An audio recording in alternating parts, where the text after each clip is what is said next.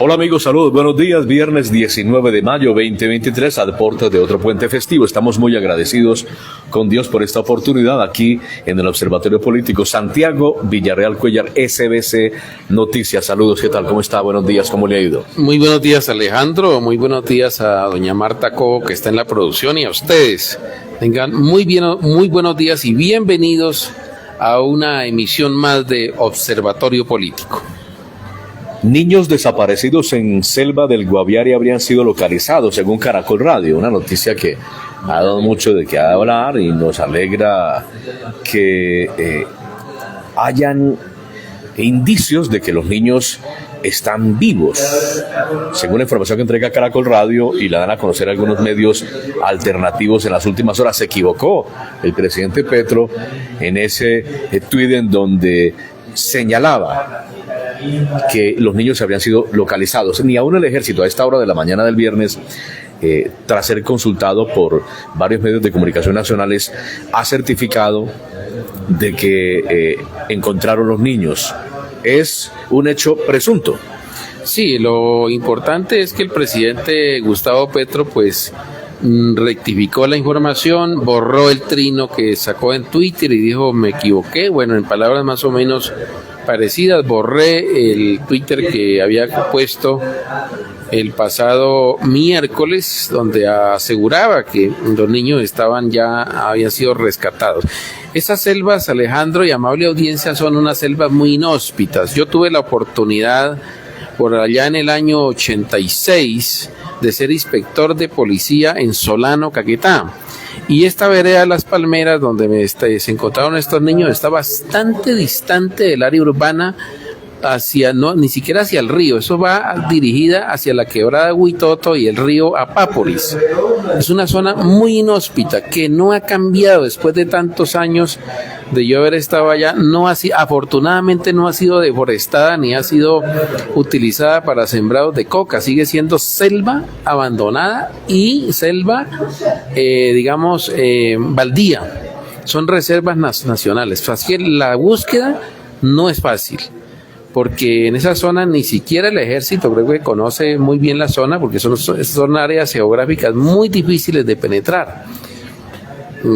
Ojalá Dios quiera, como dicen los creyentes, que estos niños estén con vida. Esperamos que sí, por lo que ellos son de ese hábitat, de esas selvas, hacen parte de esas personas que están acostumbradas a sobrevivir en la selva de cualquier manera.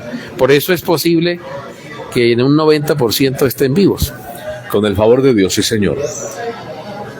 Lara es el único que pone en calzas prietas a Villalba. Es una frase de un analista político cercano a esta casa que nos escribió por interno tras la publicación que hicimos en las últimas horas, Santiago, de la posibilidad que aún esperamos muchos huilenses de que aparezca Rodrigo Lara Sánchez como una alternativa en el Huila para contrarrestar esa maquinaria, esa poderosa maquinaria clientelista y presuntamente corrupta que representa Rodrigo Villalba Mosquera. Los sondeos de opinión que están haciendo las propias campañas políticas, la liberal, la conservadora, entre otras, le dan un margen de favorabilidad muy alto, especialmente en Neiva y el norte del Huila, a el exalcalde de Neiva y médico Rodrigo Lara Sánchez, en caso de que tome la decisión de ser avalado por, creemos, el partido de Fico Gutiérrez con miras a las elecciones territoriales de octubre de cara a la gobernación del departamento del Huila. Interesante el tema, pero el médico Lara aún no define nada. ¿Será una estrategia política? ¿Qué piensa usted? Hombre, yo no sé, Alejandro. Yo creería que ya a estas alturas, como estamos a menos de 5 meses ya de las elecciones, ¿no? De octubre, pues hombre, yo creo que él lo que no ha tomado es una decisión. Yo creo que está indeciso, pienso yo, porque él no ha sido un político, digamos un político de carrera que se haya propuesto metas de decir yo paso de este cargo a voy a hacer y eso es lo que les falla a ellos, de que al no tener metas precisas en política, pues vacilen un poco, tengan dudas, tengan esa incertidumbre de qué es lo que va a pasar, es decir, no se lanzan a la aventura política como lo hacen los políticos tradicionales. Ellos ya tienen unas metas precisas. Lo que le pasó a Villalba, hizo los cálculos, calculó muy bien, pisó muy bien y cuando se lanzó se fue al agua. Pase lo que pase, se lanza.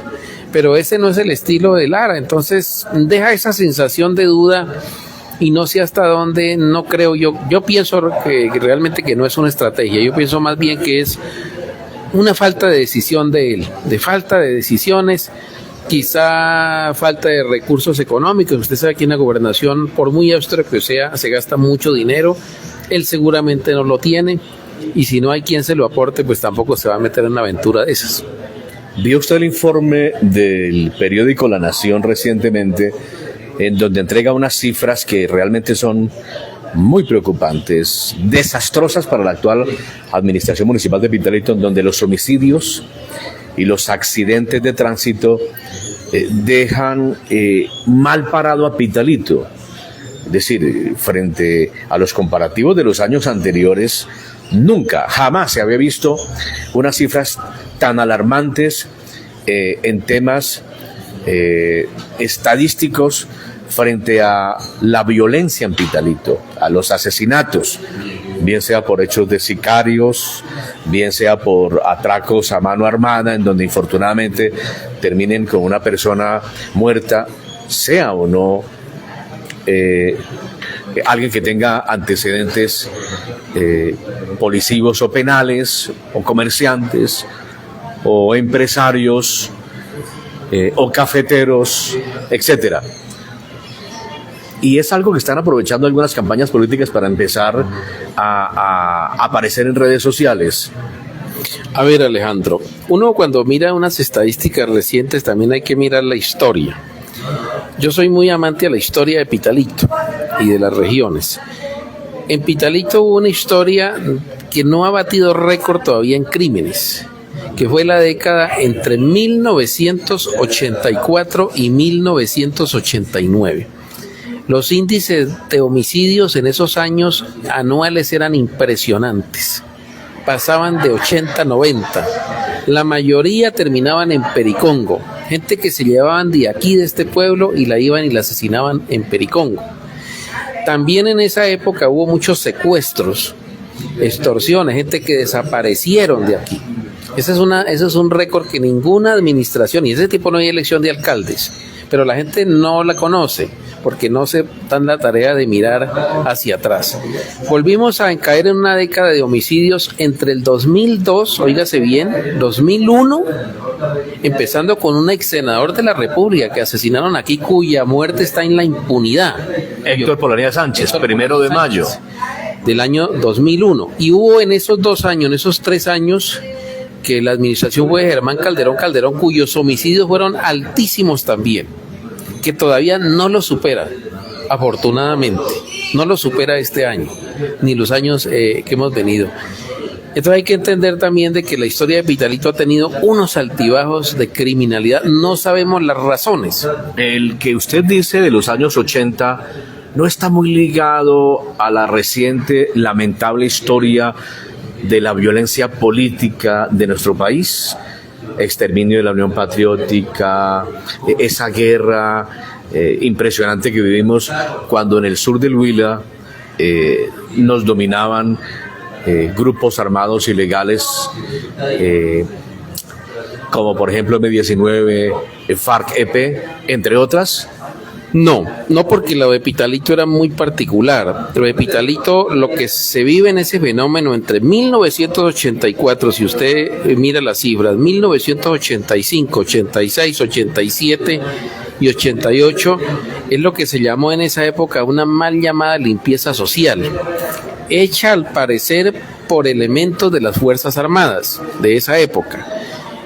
Usted mira la cantidad de muertos y todos los que terminan en Pericongo. En el año 87 el municipio de Altamira se declara en quiebra por recoger cadáveres y enterrar, porque Altamira tiene una gran cantidad de cuerpos ENN, pero la mayoría eran llevados de Pitalito.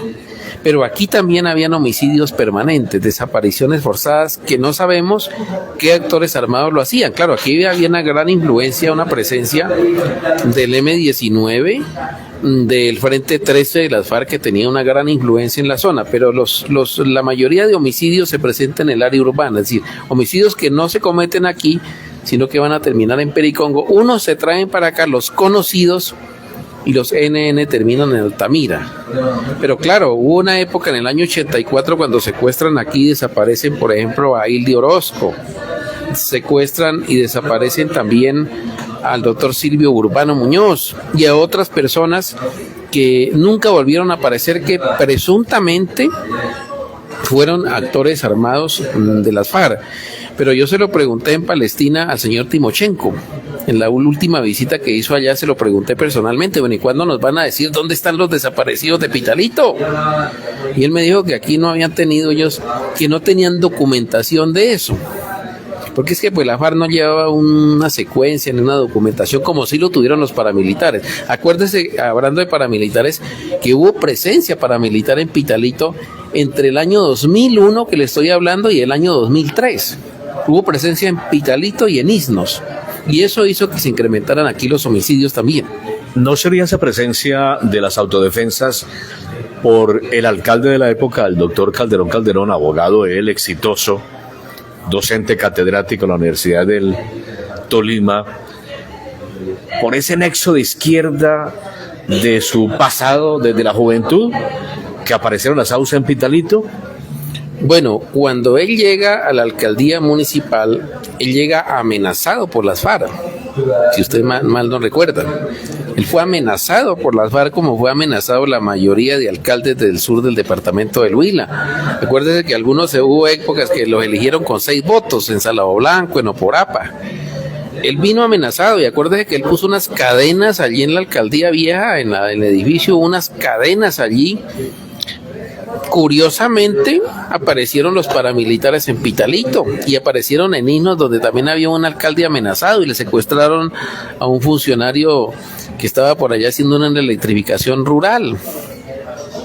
No sabemos qué pasó por eso, quién los trajo, ellos no dicen. Hay una documentación en Justicia y Paz. El juzgado de Justicia y Paz, que está en sede en Medellín, hay una documentación de 870 páginas, que allí está todo el relato que hizo los comandantes del llamado Frente Andaquí, que vino del Caquetá y estuvo en Pitalito y estuvo en Isnos, y ellos relatan las fincas donde estuvieron y relatan nombres de las personas que les ayudaron aquí. Sería bueno que examinaran esa documentación para que se dieran cuenta, y ahora que estamos en esto de la Jurisdicción Especial para la Paz, sería bueno que se contara esa verdad también, a ver quiénes estuvieron implicados en esa llegada a Pitalito. Eso es lo que yo puedo decirle. Santiago, este tema que usted trae con la historia reciente de Pitalito, porque es historia reciente de nuestro municipio, me hace pensar de la estrategia que utilizó el señor psicólogo Edgar Muñoz Torres para llegar a la alcaldía, cuando utilizó las redes sociales para empezar a decir que iba a solucionar el tema de muertes violentas en Pitalito, para decir que iba a enfrentar con ahínco la delincuencia que viene azotando a Pitalito. Y las cifras no le favorecen al alcalde Muñoz Torres, no le favorecen. La misma estrategia que está utilizando Sergio Mauricio Zúñiga, también psicólogo, también exgerente de la ESE, para salir, lo escuchaba recientemente, con ese tema de la inseguridad y de paso con el tema polémico de Intrapitalito. Él propone desde ya en su campaña, en una conversación reciente que le escuchamos en redes sociales con Elmer Peña Castro de Sur Noticias, que el Intra debería ser más pedagógico que sancionatorio. Sí, más pedagógico que sancionatorio. Y es una discusión de años en Pitalito. Pero uno ve los comentarios de los cibernautas y la mayoría de comentarios dicen: empezaron la campaña los politiqueros mentirosos. ¿Le servirá esa estrategia a Sergio Mauricio Zúñiga para llegar a la alcaldía, o la gente ya no le cree a una persona que está empezando a tomar las mismas acciones en redes sociales que tomó el actual alcalde, que infortunadamente está terminando un periodo nefasto para Pitalito en muchos sectores de su plan de desarrollo?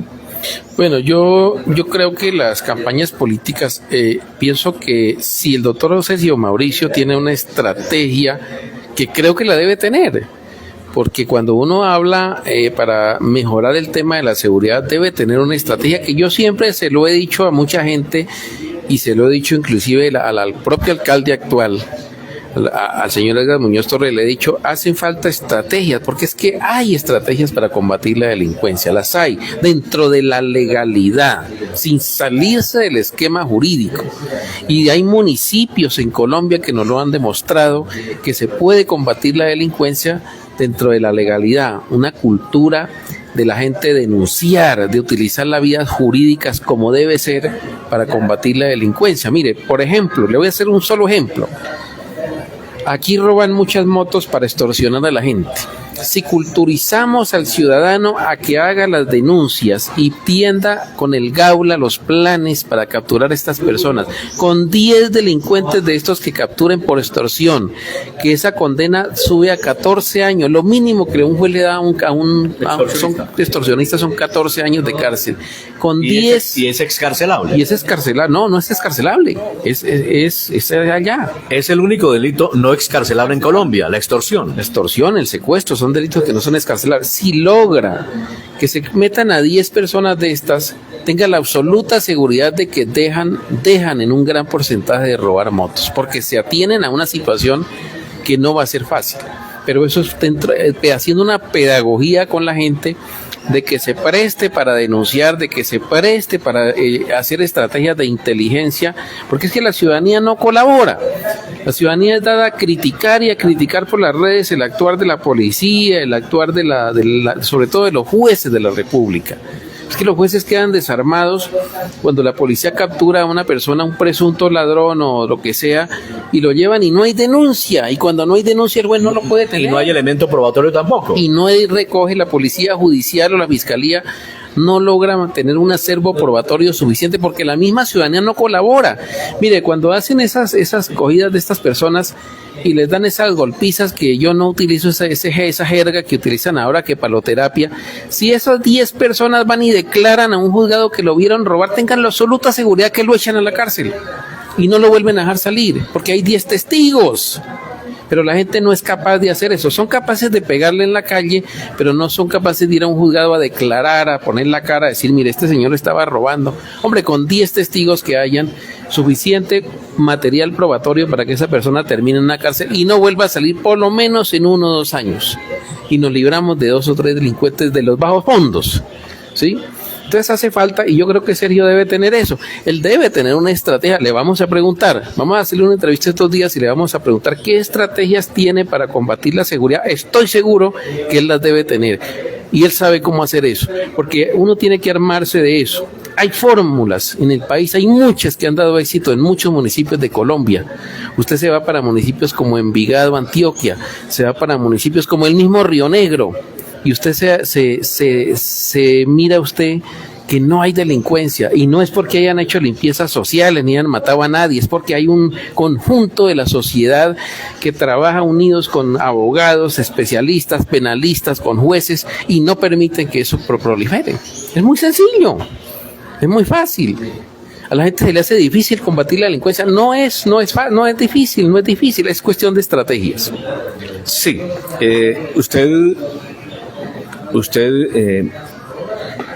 pone a consideración de la audiencia de SBC Noticias y Castro Guerrero Producciones algo que va más allá, que tiene que ver con la cultura ciudadana, que pasa por la sociología, que pasa por el deber ser.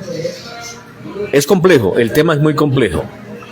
El tema es muy complejo porque, como lo dijo algún político, en algún municipio del país esto se hace es con la fuerza de la gente.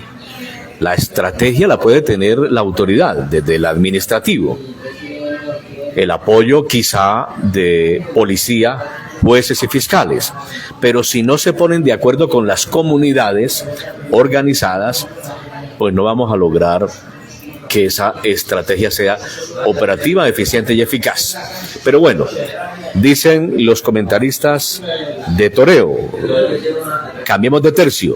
Esa lista de comprometidos con Piterito del Consejo estuvo desbaratándose. Supimos de buena fuente que 2 o 3 aspirantes a ser candidatos al Consejo Municipal en la lista dijeron: no vamos, ya no encontramos aquí las garantías, esto no nos gusta como está efectuándose el proceso, creo que nos retiramos, y empezó a tambalear. Y usted fue enfático en señalar en su canal recientemente que había una molestia en el Partido Conservador porque Frankie Alexander Vega Murcia, aspirante a ser candidato aparentemente por firmas, pero que tendría el aval de algunos partidos o coaval de algunos partidos tradicionales como el Azul, como el MAIS, entre otros, están preocupados porque él indirectamente está afectando a su colectividad, la colectividad que lo vio nacer y crecer en política. Así es, mire, esa lista de que llaman ellos de que va a ser una lista independiente, entre comillas, porque no es ninguna independiente, porque yo lo vuelvo a rectificar aquí, lo vuelvo a ratificar que la mayoría de esa lista son conservadores y son de ascendencia conservadora, es una disidencia conservadora que la quieren poner allí como si fuera independiente. Claro, hay algunos verdes y otros independientes, hay uno del Pacto Histórico que es Miguel Ángel Artunduaga, que hace parte de la lista, que a usted le gusta mucho, entre otras cosas, esos nombres, no sé hasta dónde. No, esos nombres no me gustaron, esa lista. ¿Sí? No, yo pensé que era una lista, hablando de conservadora, pero no de partido conservador, principios y valores, defensa de la familia, pero creo que se desdibujó la observación que pretendía hacer desde mi óptica frente a la conformación de esa lista. La conformación de una lista de un candidato que aparentemente representaría la familia, principios, valores, seguridad, etcétera. Aparentemente, apenas esto es muy tierno. Me han regañado en varias ocasiones, se lo he contado a usted en privado, candidatos como Gider Luna Joven. Dice, muestren las encuestas. Nosotros no hemos hablado de encuestas, de sondeos de opinión. Hemos hablado de sondeos de opinión. Eso es diferente a una encuesta. Sí, totalmente diferente. También muy molesto el señor que trabaja en la recolección de firmas, que no le ha ido muy bien, Marco Antonio Urbano Gaviria, aspirante a la alcaldía o a ser candidato a la alcaldía. Y mi amigo del Partido Liberal, que realmente nunca ha sido mi amigo, que hace 8 años aspiró a la Asamblea por el Sur en la lista liberal, el señor Luis Yesid Vargas Escárraga. Ellos dicen que nosotros estamos coartando la posibilidad de estos canales de que personas alternativas aparezcan, pero no. Vemos que ni siquiera lo de Gider Luna Joven, que tiene cierto trabajo comunitario y es un emprendedor, ni siquiera tiene un futuro promisorio. Sí, eso es cierto. Además, nosotros no estamos en ninguna obligación, porque es que esto es un programa de opinión. Observatorio Político es un programa de opinión política. Nosotros no tenemos compromiso con nadie aquí de que esto tiene que ser así o que... No, porque es que nosotros opinamos, es lo que nosotros vemos como óptica, ¿no? Lo que nosotros podemos observar como analistas. Y siendo objetivos en este momento, aquí no hay sino 3 personas que en este momento tienen todas las posibilidades de llegar a la alcaldía, que es Frankie Alexander Vega, el mismo Gider Luna y el señor Sergio Zúñiga, con todo el respeto que se merecen los demás, pero no vemos más. Yo no sé los otros, pues muestren resultados, pero uno no los ve. Yo con todo respeto se lo digo. Pero volviendo al tema de la lista independiente, ahora allí hablan, por ejemplo, de renovación, ¿no? Le quieren mostrar en el comentario que yo hice por SBC Noticias, hay algunos en el foro dicen es que esta lista va a renovar el consejo, pero yo les pregunto con todo respeto, ¿renovará el consejo un Nelson Betancur que llegue al Consejo otra vez, que a mí me gustaría que llegara, porque Nelson es un buen elemento. Nelson hizo grandes debates en el Consejo y ha intentado como 3 veces volver. No es renovación. No es renovación. Que el señor Leonel Alvarado, gran hombre, un hombre muy sencillo, muy jovial. Tampoco renovación. Pero que ojalá llegara, pero no representa la renovación de un consejo. O que el doctor Mauricio Sierra, Sierra, ¿no? Sierra Valencia llegue, tampoco es renovación porque ya estuvo en el consejo hace varios años. Entonces yo no veo ahí que esa lista tenga una verdadera renovación, que vaya a renovar el consejo municipal. Lo que es un círculo de personas, en su mayoría conservadores, que quieren reencaucharse, con todo el respeto que tienen, y una serie de personas quemadas en las pasadas elecciones que intentan volver a llegar a ver si de pronto les cuaja en esta oportunidad. Y sí necesitamos, atentos laboyanos, con todo respeto lo reiteramos, renovación en el honorable Consejo Municipal de Pitalito. Hoy el Consejo Municipal no es beligerante, no es contestatario, no analiza, no investiga, no va más allá. Incluso escuché a un periodista de medio radiofónico ayer tratando de hacer un análisis, tratando de hacer una editorial extremadamente larga y sin mucho fundamento y sin cifras precisas ni concisas de el regular o mal trabajo que hace el Consejo Municipal frente a estos debates de control político. Entiendo que hoy está Intrapitalito. El Consejo Municipal no está haciendo un buen trabajo. No vale la pena que apoyemos a los actuales concejales, a todos, a la gran mayoría. Hay que renovar el Consejo Municipal. Queremos nuevas voces, nuevas caras, nuevos rostros. Me molestó muchísimo, y lo digo con vergüenza y con tristeza, que alguien me escribió recientemente para invitarme a una reunión. Unas nuevas aspirantes al Consejo Municipal de Pitalito me invitan a un desayuno de trabajo con la prensa. Y la señora que me escribe Consejo con S. Consejo Municipal con S. Necesitamos llevar al Consejo Municipal personas que realmente estén capacitadas, que conozcan lo público, que tengan un trabajo social, comunal, comunitario, que tengan vocación de servicio.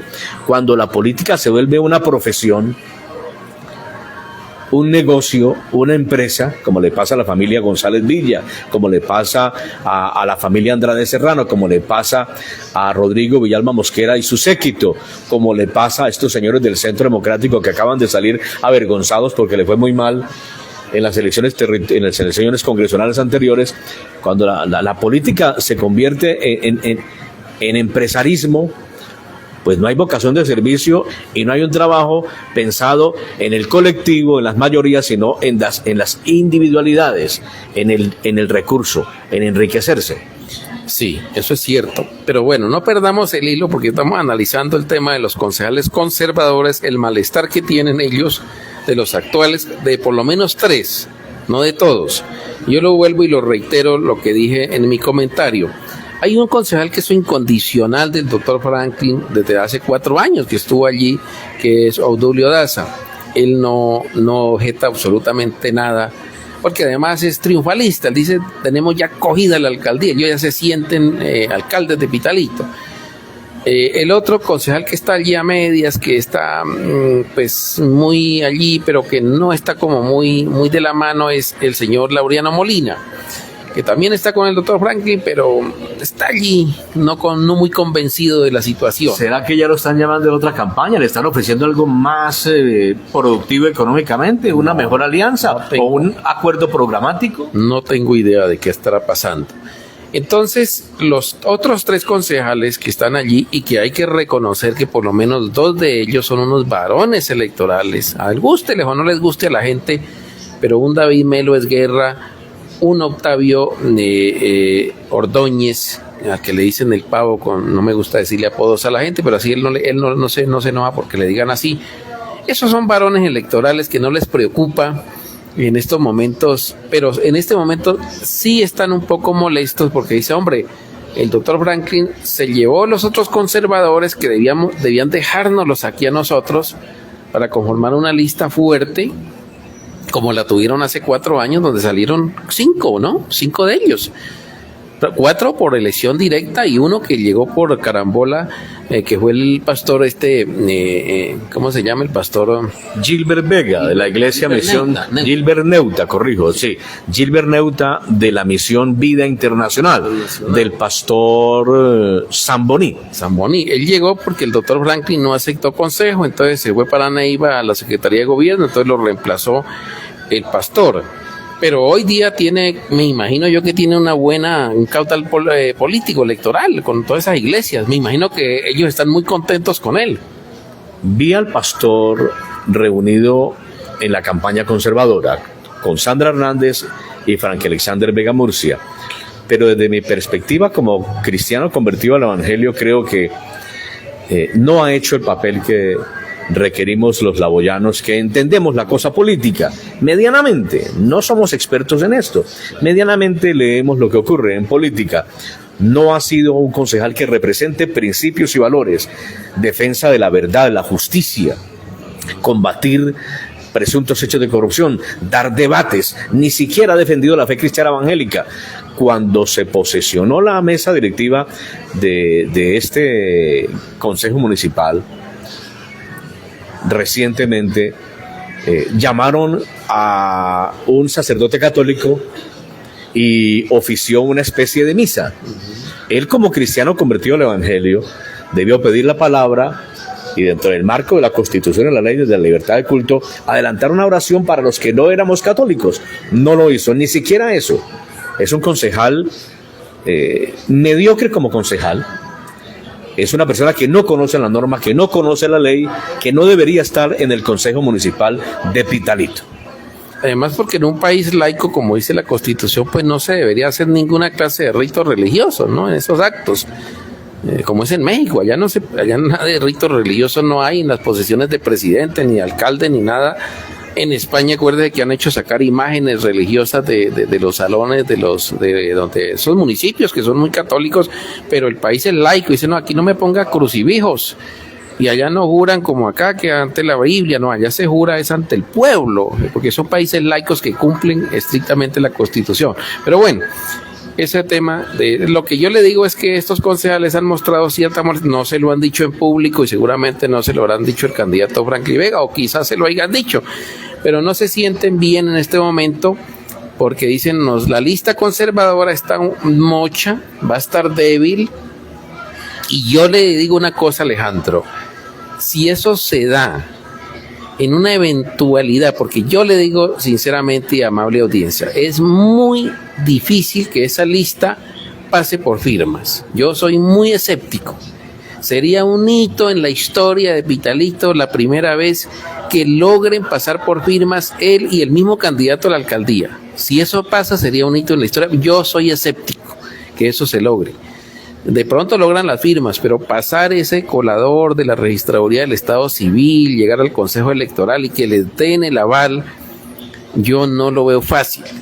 Pero para no desilusionar a estos aspirantes independientes, entre comillas, y a los que están detrás de ellos, que les quieren votar, supongamos, especulemos que se dé esa lista, especulemos que se dé y que el Consejo Nacional Electoral le otorgue la personería jurídica a ese movimiento y salgan por esas firmas. Pierde el Partido Conservador por lo menos 3 concejales, por lo menos 3. No estaría en riesgo de sacar solamente 2, quizá un tercero, pero muy raspado. Y pierde el Partido Maíz, porque en esa lista que llaman independiente, entre comillas, comprometidos con Pitalito, que llaman comprometidos, en esa lista hay gente que hizo parte del Maíz hace 4 años, es decir, le quitan lo del Maíz también y dejan solo al concejal del Maíz, que al volver a conformar una lista con gente que no sabemos quién sea, pues no van a tener umbral electoral, simplemente se va a hundir. Entonces el señor Franklin Vega estaría hundiendo 2 partidos a la vez, los 2 que lo van a avalar, entre otras cosas, que le van a dar coaval, que es el Maíz y el Partido Conservador. Los estaría debilitándolos de cara al Consejo Municipal. Los debilita, y es que él es malo, perdóneme que le diga, es malo para formar coaliciones. Pues mire la coalición que formó el 4 de noviembre. para elegir junta directiva del Consejo, porque ellos fueron los que armaron esa lista, esa coalición. Se les desbarató en el camino. Ahí, la beneficiada fue la señora Clarena Mora, que logró la presidencia y lo está haciendo muy bien. Ahí metieron la mano Sergio Mauricio Zúñiga y Frankie Alexander Vega para la conformación de la mesa directiva del Consejo Municipal el año anterior, para atravesársele a la gestión del último año de gobierno del psicólogo Edgar Muñoz Torres. Y se benefició la señora Clarena Mora, que es una de las concejales de Pitalito que intenta hacer las cosas más o menos bien. Creemos que se mantendrá en la corporación y está de la mano de Sergio Mauricio Zúñiga. Sí, sí. Los conservadores están muy fraccionados entre Zúñiga y el señor Vega Murcia. Por su parte, ¿con qué concejales contaría la campaña de Gider Luna Joven, Santiago? Bueno, el Partido Radical, que es el partido por el cual va él, va a ser avalado si es que llega al final de las elecciones, porque yo tengo dudas. Como está formándose esa polarización, yo lo veo él perdiendo un poco de fuerza en el ámbito electoral, lo veo perdiendo popularidad que se la está ganando Sergio Zúñiga. Yo soy objetivo en esto y no me da miedo que me regañe, y además no tiene por qué regañarme, porque es que aquí hacemos un análisis de la política, por eso llamamos observatorio, porque aquí observamos con lupa lo que está pasando, y eso tienen que entenderlo ellos. Yo lo veo él un poco debilitado en este momento, tanto así que en algunos sondeos pasó ya a un segundo lugar. En este momento los sondeos están encabezando los Frankie Vega, y detrás está muy allí, está líder, pero le está pisando los talones Sergio Zúñiga. Total que esto, de aquí a agosto, Sergio estaría por encima de líder. Yo pienso que esa campaña le está rindiendo bastante a Sergio, que fue el último que se lanzó al agua dentro de ese grupo de aspirantes. Entonces, él es por Cambio Radical. Cambio Radical en este momento tiene 2 concejales, que es Germán Gonzalo Díaz y este muchacho Ordóñez, que salió de la vez pasada. Él fue el candidato, digamos, mimado del alcalde pasado del señor Miguel Antonio Rico Rincón. Todo indica que el señor Miguel Antonio Rico Rincón esta vez no va a apoyar a Ordóñez y se la va a jugar con otro candidato del consejo que estoy completamente seguro lo va a sacar, porque Miguel tiene votaciones. ¿Quién sería ese aspirante? ¿Me dicen que un abogado? Me dicen por allí que es este muchacho que, entre otras cosas, es muy buena persona, que es Víctor Molina, Víctor Molina, que ha sido corregidor. Sí, hermano. Víctor Hugo Molina, hermano de una notaria puesta por Rodrigo Villalba en Palestina. Exactamente, de la doctora Molina, que está en Isnos. En Isnos está como el señor Villalba, entonces tiene alcaldesa en Isnos y tiene notaria en Isnos. Exactamente. Avanza, el doctor Rodrigo Villalba avanza. Es lo que yo he escuchado, que Víctor Hugo sería el candidato del señor Miguel Antonio Rico. No sabemos por qué partido lo vaya a meter, porque recordemos que Miguel Antonio hace parte de 2 partidos que lo avalaron, que es Cambio Radical y el partido de la U. No sabemos en dónde lo busquen cupo. Pero eso serían, digamos que en ese ámbito, Cambio Radical tiene 2. Sería Germán Gonzalo Díaz, el único que estaría con el señor Gider Luna, y Ordóñez, que no sé si vuelva a aspirar, seguramente volverá a aspirar, pero no sé si esté con Gider o no esté. Sí, no, y de la burocracia, como lo hemos dicho, aquí tienen la terminal de transporte, Bioorgánicos del Sur, entre otras. Pero, oye, a propósito de Bioorgánicos, acaba de decir el gerente de Bioorgánicos que eso está quebrado, ¿no? Hace mucho tiempo. Que necesitan 3.000 millones que para hacer nuevas celdas y alargar más. Hace mucho tiempo. El basurero de allá. Ese es un proyecto que nació muerto. Nació muerto, un aborto, pero lo peor es que han pasado gerentes y gerentas y gerentes, pero no han hecho nada por elevar eso. Mire, es un fortín político, mi querido Santiago Villarreal Cuellar. Hay 3 o 4 puestos para mantener unas corbatas temporales, beneficiar a unos pocos, y el problema de las basuras, que es supremamente grave, no lo hemos resuelto. Así es. Pero mire lo que pasa con las empresas de economía mixta. Por ejemplo, la terminal de transporte es una empresa de economía mixta, y qué próspera que es esa empresa, donde el municipio tiene las mayorías también, y también ha servido de fortín político, pero da frutos económicos. Buena administración. Buena administración. Hay resultados. Hay resultados. Pero esta de Bioorgánicos ha venido tambaleando hasta la fecha ahora, que le están pidiendo a la alcaldía, entre otras cosas, el señor Germán Gonzalo Díaz, que es de Cambio Radical y que el actual gerente es de Cambio Radical, le van a hacer el lobby al alcalde para que les dé 3.000 millones de pesos para alimentar a ese costal. Sí, tratar de llenarlo con agua el costal para revivirlo de pronto un añito más o 2 años, ¿no? Histórico fue lo que logró María Eugenia Herrera Gutiérrez. Recoger unas firmas con un equipo de trabajo pequeño, muy fortalecido, que puso a tambalear esta administración, puso al alcalde a gastar plata contratando abogados con el tema de la revocatoria del mandato. También hicieron una serie de reclamaciones, un grupo pequeño de laboyanos, por ese contrato de Empitalito con Interaseo SASP. Pero ese capital político, al fin, ¿para dónde va en estas elecciones? Porque María Eugenia Herrera no la volvemos a sentir. María Eugenia Herrera no tiene aparentemente posibilidades de llevarse ese capital y aspirar a la alcaldía del municipio de Pitalito, pero sí fue histórico, relevante, definitivo, determinante, muy importante lo que ellos lograron en esos procesos, pero no hubo nunca una comunidad organizada, ni siquiera frente a la revocatoria del mandato del alcalde Edgar Muñoz, ni tampoco frente a las reclamaciones que se han hecho en reiteradas ocasiones en contra de Pitalito ESP. Eso se quedó así. Ningún aspirante a la alcaldía ha tocado el tema.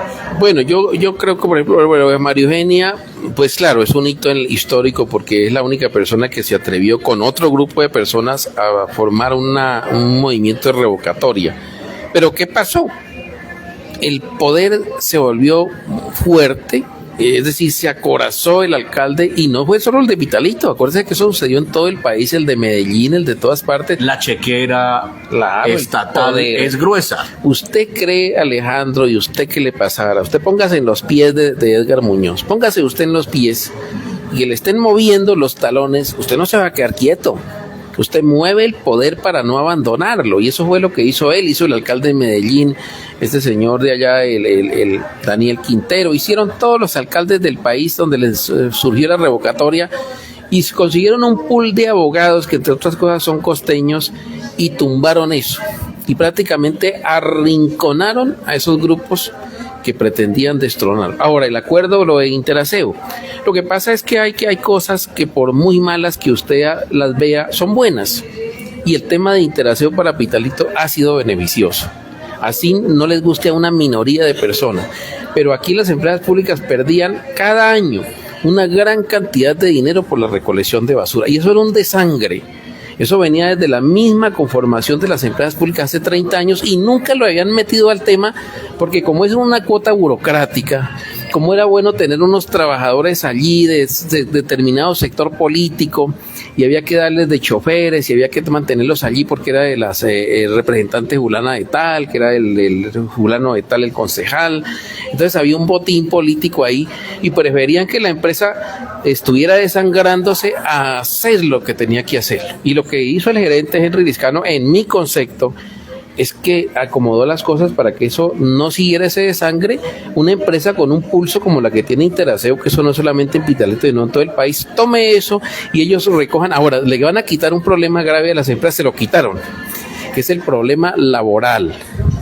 Acuérdese que esas empresas de papel que conformaban esas cooperativas, donde están las escobitas, que lamentablemente fueron muy maltratadas en otras gerencias desde hace 20 años, que nunca se preocuparon por contratar a la gente de acuerdo a las leyes laborales, sino esos contratos chatarras que les hacían, que no les pagaban ni seguridad social ni nada. Eso se modificó con Interaseo. Vaya, pregúntele al trabajador de Interaseo cómo está contratado. Está bien contratado con todas las de la ley, y la empresa ya no va a tener ese problema de esas demandas laborales que fueron el dolor de cabeza de los gerentes anteriores, pero que no lo solucionaban. Y que todavía está por solventarse. Hay algún tema con las escobitas. Ahora, esto no es nuevo. Mire, en la administración pasada de don Miguel Antonio Rico Rincón, aquí quisieron privatizar, sino que no lo supieron hacer. Quisieron fue traer una empresa, y aquí estuvo, Ciudad Limpia. Un gerente que hubo allí, el primero que tuvo Miguel Antonio Rico, él hizo una medición de basuras, cuántas toneladas se recogían en el mes, para entregarle la información a esa empresa, seguramente para decirle, venga, que el negocio es muy lucrativo. Y vino Ciudad Limpia y ofreció incluso tarifas por debajo de las que tenía la empresa de servicios públicos, violando incluso la ley, violando las tarifas emitidas por la CRAC, y eso hay que decirlo. Pero mire, el problema no es de la empresa, ni es del gerente, ni es de la Ciudad Limpia. El problema es que la gente en Pitalito no se quiso retirar de Pitalito. O sea, nosotros queremos en Pitalito. Gústenle o no, la queremos. No se quisieron retirar y esos poquitos que consiguió usuarios, finalmente ella no pudo sostenerse Ciudad Limpia, tuvo que irse, nadie la despachó de aquí.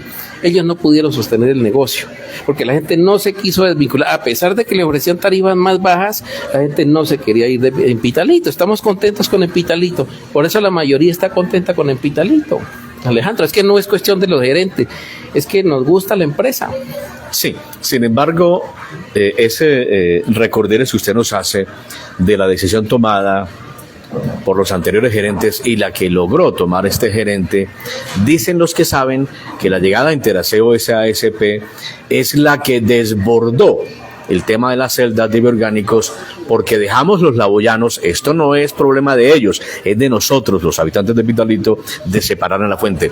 Santiago, le agradezco mucho. Este programa se puede ver en YouTube. Sentido, porque es que no solamente Pitalito deposita basuras allí. No, todos los municipios del sur. Todos los municipios del sur. Sí. No sabemos de quién es la culpa. No le echemos la culpa si no sabemos. Mayoritariamente nosotros somos el municipio cabecera, ¿no? Pero se está realizando un reciclaje en la casa, volvió a culturizarse la gente para que separen la fuente. Entonces, lo que no sabemos es por qué necesitan más celdas allá y por qué 3.000 millones. Eso tendría que explicarlo el gerente de Bioorgánicos, de Cambio Radical, los de Cambio Radical, que ahora empieza la campaña. ¿Para qué van a necesitar esos 3.000 millones de pesos? Puede ser para la campaña. Y es que aquí no, pero dicen que es para Bioorgánicos, sí, ¿no? Dicen que para Bioorgánicos, pero algo se desliza para la campaña política que viene de cara a juntas administradoras locales, consejos municipales, asamblea departamental, alcaldía municipal y gobernación del departamento de Huila. Partido Cambio Radical, que está de la mano con el liberal, que avalan a Rodrigo Villalba, y de pronto otros coavales. No está avalando, porque mire, le voy a contar otra incidencia que sucedió en Neiva, en la llegada del señor Germán Vargas Lleras hace 8 días, el jueves, en Neiva. Se decía que allí iba a estar Rodrigo Villalba Mosquera. Yo supe de buenas fuentes, que desde Bogotá Germán Vargas les dijo: yo no quiero que haya precandidatos a la gobernación del Huila, porque todavía no hemos tomado una decisión a quién vamos a apoyar en el Huila, en otras partes del país. Esperemos. Eso no es con Julano ni es con Sutano, eso hay que esperar a ver qué pasa. Entonces no está tan segura esa coalición, no está tan segura.